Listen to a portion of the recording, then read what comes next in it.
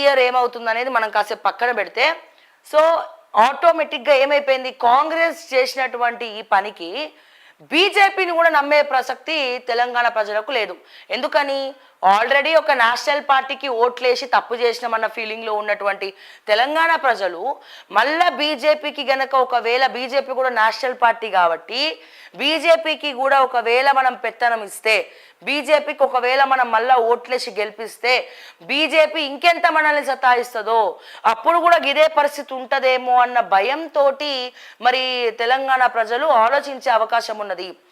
తెలంగాణలో ముఖ్యంగా national parties మళ్ళా పుంజుకోవాలి అంటే దానికి తోడు తెలంగాణ బీజేపీలో ఉన్న వాళ్ళందరూ కూడా సైలెంట్ అయిపోవడము. 8 మంది ఎమ్మెల్యేలు ఎక్కడున్నారా నాయన అంటే జల్లెడ బట్టి ఎతికినా ఎక్కడెక్కడా దొరకరు. BJP LP leader Maheshwar Reddy గారికి ఎందుకు ఇచ్చారో అర్థం కాదు. ఆయన ఎప్పుడెవరికి ప్రెస్ మీట్ పెడతాడో, ఆ 8 మందిని ఏకతాటిపైకి తీసుకొచ్చి నడిపించాలి కానీ, ఒక ప్రోగ్రాం కానీ, ఒక ప్రశ్నించే గొంతు కానీ, ఒక మరి ఆయనకి మరి మహేశ్వర్ రెడ్డికి రేవంత్ రెడ్డి ప్రియమైనటువంటి మిత్రుడు, మంచి దోస్త్, ఇద్దరు జాన్ జిల్లీలు చెప్పాలి ఒకప్పుడు. మరి ఇప్పుడు ఉందా లేదా తెలియదు. మరి ఆ పాత మిత్రుత్వం ఏమైనా గుర్తొచ్చాయన సైలెంట్ అయిందా అనేది మనకు కూడా అర్థం కానటువంటి పరిస్థితి. ఇకపోతే ఇక కీలక పాత్ర పోషించేటువంటి ఎంపీల్లో కిషన్ రెడ్డి గారు అధ్యక్షుడుగా ఉన్నారు. కానీ కిషన్ రెడ్డి గారు కొన్ని సందర్భాల్లో పక్క పార్టీ వాళ్ళకే ప్లస్ చేసేటట్టే కనబడుతుంది. ఎప్పటి నుంచో చూస్తున్నా నేను చిన్నప్పటి నుంచి చూస్తున్నా ఈ బీజేపీని. అందులో కిషన్ రెడ్డి గారిని అబ్జర్వ్ చేసుకుంటూ వస్తున్నా. ఆయన ఒకళ్ళు తిట్టలేడు, ఒకళ్ళు మాట్లాడలేడు, వాక్చాతుర్యం అనేది లేదు. ఏదో నడిపిస్తున్నామా, అందరిని ఏకతాటిపైకి తీసుకొచ్చి మెత్తగా మాట్లాడమా అనేది ఉంటుంది తప్ప ఇట్లా డూ ఆర్ డై అనేది కిషన్ రెడ్డి గారికి లేదు. ఇకపోతే బండి సంజయ్ గారిని అధ్యక్షుడిగా చూద్దాం అనుకుంటే, పోయినసారి బండి సంజయ్ని మార్చబట్టే బీజేపీ పరిస్థితి ఇట్లున్నది.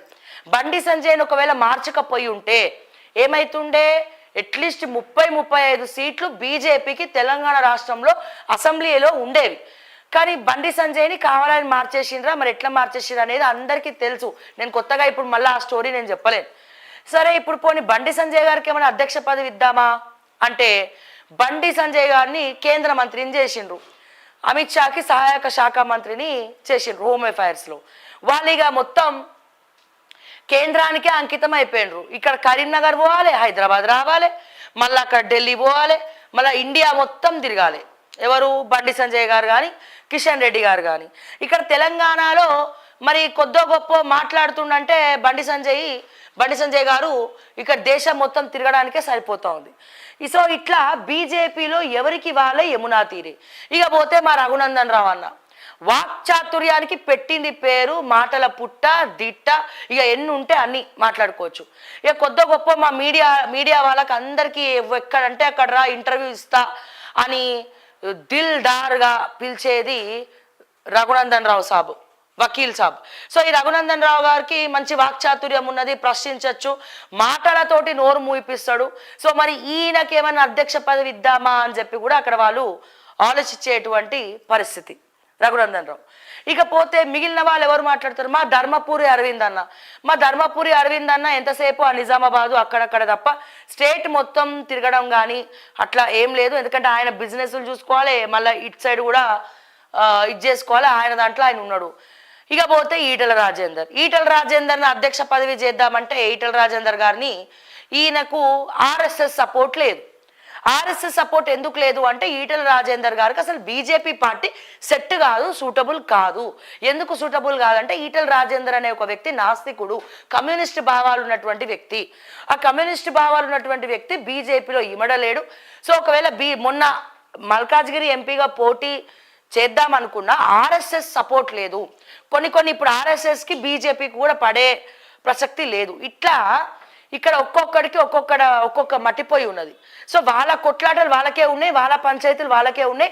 అసలు ఒక ప్రెస్ మీట్ పెట్టుడు లేదు, అఫీషియల్ లేదు.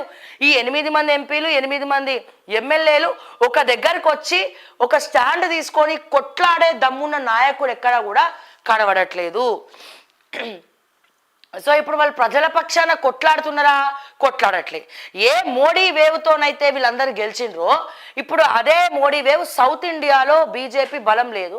సో ఇప్పుడు అదే మోడీ వేవ్ ఏమైపోతుందంటే నెక్స్ట్ టైం వీళ్ళు మోడీ పేరు చెప్పుకున్నా బోడీ నువ్వు ఎవరివయ్యా అంటారు.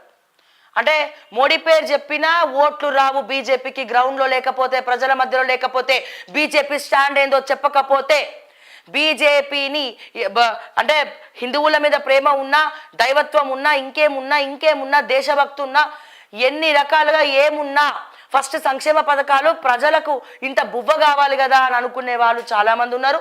సో దీన్ని దృష్టిలో పెట్టుకొని మీరు ప్రజల తరపున కొట్లాడకపోతే, ప్రశ్నించే గొంతులుగా మాట్లాడకపోతే బీజేపీ కూడా తెలంగాణలో కనుమరుగైపోతుంది అని చెప్పి తస్మాత్ జాగ్రత్త అని జనవరి 1వ తారీఖున నేను బీజేపీ వాళ్ళకు కూడా చెప్పడం జరిగింది. అంటే ఈ కొత్త సంవత్సరంలో మీ స్టాండ్ మార్చుకోండి అని చెప్పి. సో ఇట్లా 8 మంది ఎమ్మెల్యేలు, 8 మంది ఎంపీలు ముందరికి రారు. ఇక కార్యకర్తలు ఏమొస్తారు?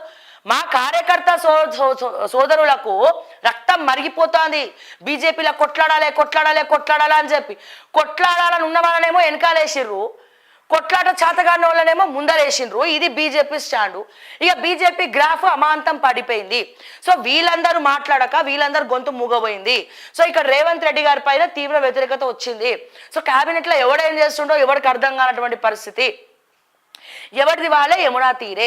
సో ఇప్పుడు ఈ మధ్యలో ముసుగులో గుద్దులాట ఆడేది ఎవరంటే బీఆర్ఎస్. కొద్ది గొప్ప మళ్ళా అరే ప్రాంతీయ పార్టీ ఏకైక పార్టీ బీఆర్ఎస్ఏ ఉంది కాబట్టి చచ్చినట్టు ప్రజలు మళ్ళా బీఆర్ఎస్ వైపే చూడాలి. ఇక కేసీఆర్ ఫామ్ హౌస్ ఉంటే ఏంది, 7 ఉంటేనేంటి తటిమట్ట, మొత్తం అడ్మినిస్ట్రేషన్ ఇక్కడ ఆగలేదు కదా అని చెప్పి అనుకునే వాళ్ళు చాలా మంది ఉన్నారు. అందులో ఈ సంక్షేమ పథకాలు రాకపోయేసరికి చాలా మంది అట్లా అంటున్నారు. ఇప్పుడు ఈ టైంలో మరి రేవంత్ రెడ్డి గారికి నేను అదే చెప్తున్నా ప్రతిసారి,